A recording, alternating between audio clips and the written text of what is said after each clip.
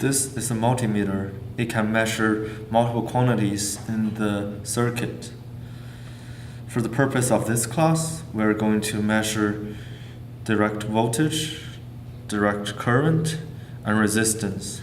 For measuring direct voltage, we connect on the right side, the middle, and turn the knob to the direct voltage sign. For measuring the resistance, we change the knob to the resistance sign, the ohm sign. For measuring the current, we change the wire on the right to the left and switch the knob to the bottom, which is the direct current. Once you're finished, you turn it off and take both wires out of the multimeter.